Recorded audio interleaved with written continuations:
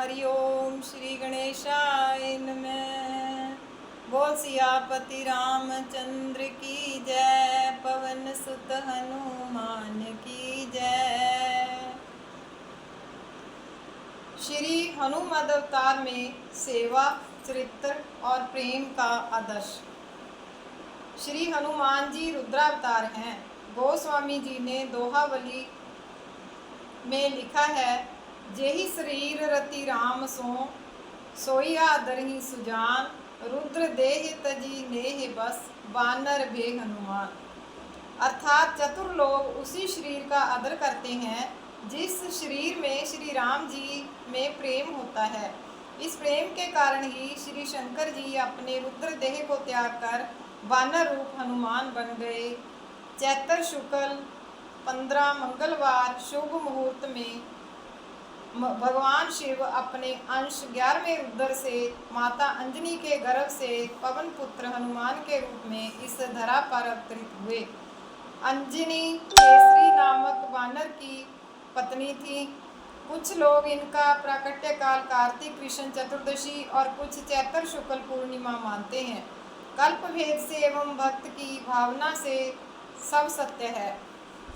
श्री हनुमान जी नवदा भक्ति में दास्य भक्ति के आचार्य माने जाते हैं।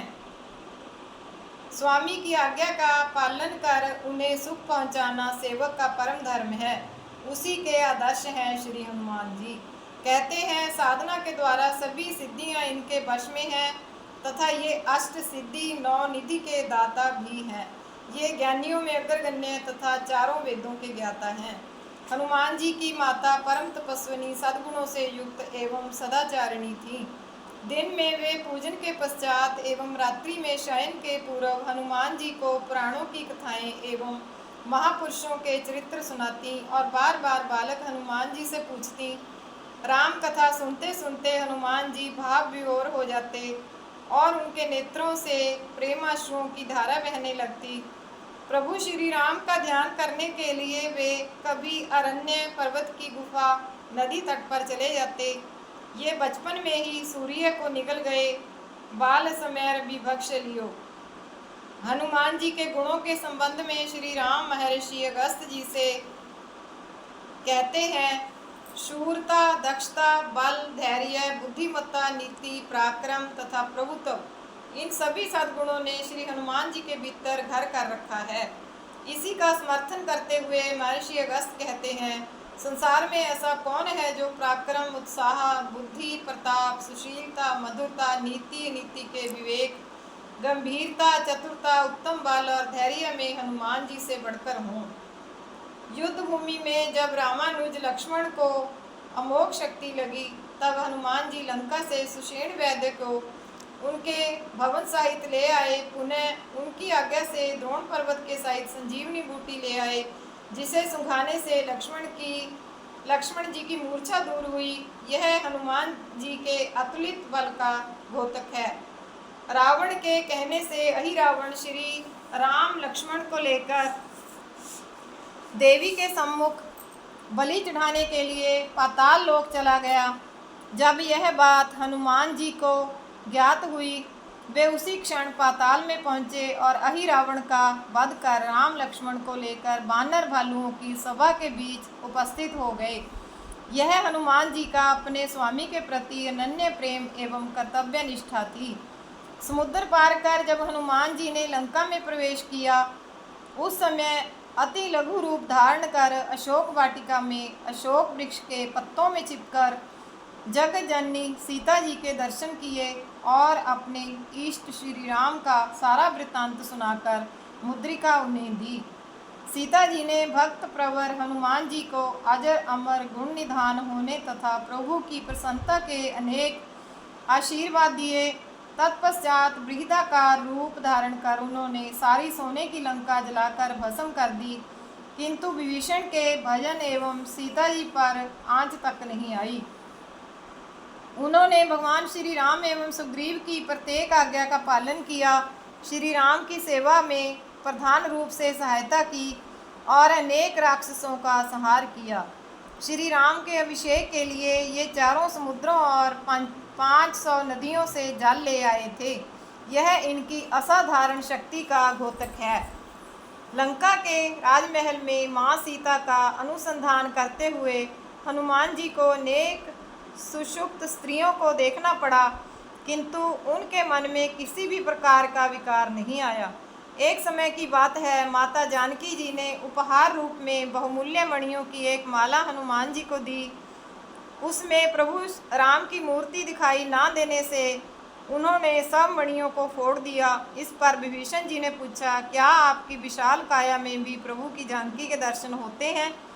तत्क्षण पवन पुत्र हनुमान जी ने अपने तीक्ष्ण नखों से वक्षस्थल को विदीर्ण कर वहां विराजित सीताराम की मूर्ति के दर्शन सबको करा दिए। उनके रोम रोम में राम नाम की ध्वनि हो रही थी। भगवान राम ने उनको हृदय से लगा लिया और भगवान के कर स्पर्श से उनका शरीर पूर्ववत हो गया। हनुमान जी प्रभु के अंतरंग पार्षद हैं। जहाँ श्री रघुनाथ जी की कथा होती है वहाँ वे तत्क्षण उपस्थित हो जाते हैं।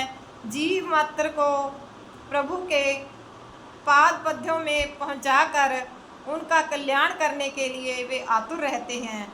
हनुमान जी के वीर और दास दोनों रूपों की उपासना होती है। विपत्ति निवारणार्थ वीर रूप की और सुख शांति प्राप्तार्थ दास रूप की। उनकी उपासना से सिद्धियां प्राप्त हो जाती हैं। वे दुखी आर्त की पुकार सुनकर उसका दुख दूर कर देते हैं। वे चाहते हैं कि प्राणी आदि व्याधि दुख दारिद्र्य से मुक्ति प्राप्त कर प्रभु के चरण कमलों का चंचरीक बने। अपने आराध्य श्री रघुनाथ जी की विशुद्ध प्रीति, उनके मंगलमय नामों का कीर्तन और उनकी लीला का श्रवण, इसके अतिरिक्त इन्हें दूसरा कुछ अभीष्ट नहीं।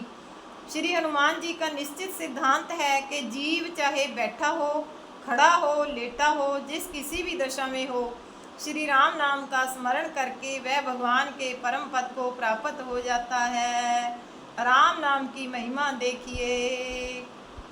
सुमेरी पवन सुत पावन नामो, अपने बस करी राखे रामू। आत्म कल्याण के लिए, प्रभु प्राप्ति के लिए जो उनका आश्रय ग्रहण करते हैं, उन्हें उनकी कृपा से अपने अभीष्ट की यथाशीघ्र प्राप्ति हो जाती है। उनके हृदय में भगवान श्री राम नित्य रमणशील हैं। रामायण पाठ, सुंदरकांड पाठ, हनुमान चालीसा पाठ से हनुमान जी प्रसन्न रहते हैं। हनुमान जी सदाचार, धर्म पालन, ब्रह्मचर्य पालन, संत सेवा, भक्त भगवान के प्रति श्रद्धा, विश्वास और प्रीति से प्रसन्न होकर उन पर कृपा करते हैं।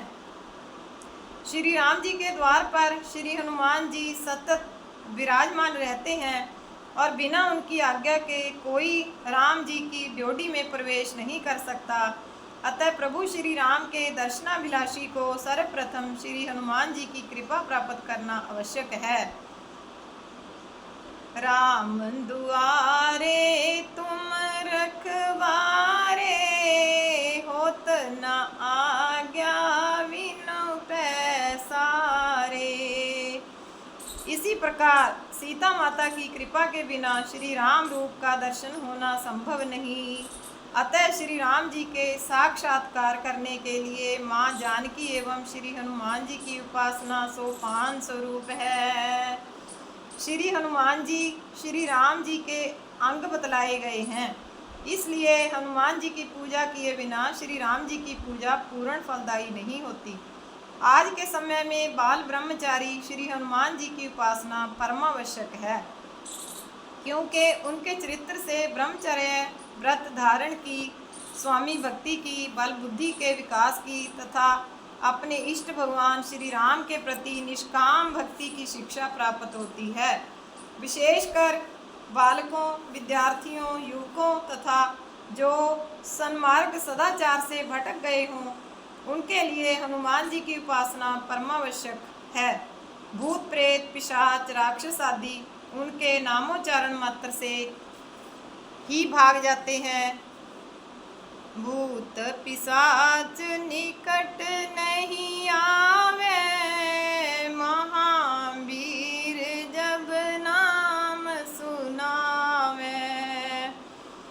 भयंकर विष तथा व्याधि, भय या गृह संकट के अवसर पर हनुमद्विग्रह के सम्मुख दीपदान का विधान है। हनुमद विग्रह के सम्मुख दीपदान का विधान है। उनके स्मरण मात्र से नेक रोगों का प्रशमन होता है। व्याधि नाश के लिए तथा दुष्ट ग्रहों की दृष्टि से रक्षा के लिए चौराहे पर भी दीपदान की परंपरा है।